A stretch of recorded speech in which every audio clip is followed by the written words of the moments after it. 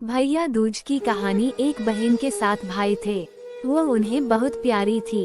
उसका पति अपने माँ बाप का इकलौता बेटा था, जिसके होने पर की गई मनौतियों को पूरा न करने से देवता अप्रसन्न थे। क्रुद्ध होकर देवताओं ने पुत्र तथा पुत्रवधू को मार डालने का निर्णय किया। उस बहन को किसी तरह इसका पता चल गया। उसने भावी जीवन में आने वाली दुखों की कल्पना करके उपचार के तरीके सोचकर अपने भाइयों से ससुराल जाने की जिद की। यद्यपि वे बिना बुलाए नहीं भेजना चाहते थे, पर बहन के न मानने पर डोली सजा कर भेज दी। उसने अपने पास दूध, मांस तथा उड़नी रख दी। थोड़ी दूर जाने पर देवताओं के प्रकोप से डोली का रास्ता सांप ने रोक लिया। बहन तुरंत दूध सांप के सामने रखकर आगे बढ़ गई। थोड़ी दूर और आगे जाने पर उस पर शेर झपटा तो उसने मांस फेंक दिया। शेर मांस में रुचि लेने लगा और कहार डोली लेकर आगे बढ़ गए। रास्ते में यमुना जी थी। जो ही कहार डोली को यमुना से पार करने लगे, यमुना ऊंची लहरें उठाकर डोली को आत्मसात करने लगी। बहन ने उड़नी समर्पित कर यमुना की लहरों को शांत कर दिया। नववधू को बिना बुलाए घर पधारी पाकर ससुराल वाले आश्चर्य में पड़ गए।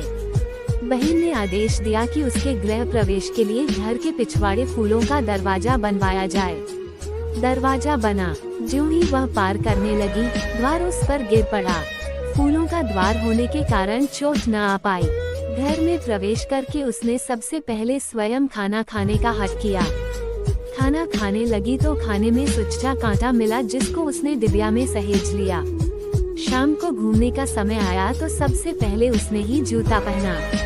जूते में काला बिच्छू था। उसने वह भी उसी डिबिया में सहेज कर रख लिया। रात हुई तो उसने फिर जिद की कि पहले मैं ही सोऊंगी। बहू का हर काम के लिए पहला करना यद्यपि किसी को अच्छा नहीं लग रहा था, पर परिस्थिति वश सब हो रहा था। सोने के कमरे में उसे काला नाग मिला। उसने उसे भी मारकर सहेज लिया, फिर पति को शैया पर सुलाया। इतना सब करने के पश्चात उसने अपनी सास को डिबिया खोलकर सुच्चा कांटा, बिच्छू तथा सांप दिखाकर कहा, मैंने तुम्हें पुत्रवती किया है, अर्थात स्वयं कष्ट सहकर तुम्हारे पुत्र के जीवन की रक्षा करके अपने सुहाग को नया जीवन दिया है।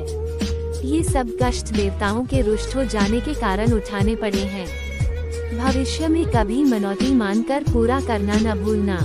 इतना कहकर 7 भाइयों की परम प्यारी बहन भाइयों के साथ पीहर लौट गई और सास ने देवी देवताओं का पूजन करके भाई बहनों के प्रेम की प्रशंसा तथा उनके सुखी होने का आशीष दिया।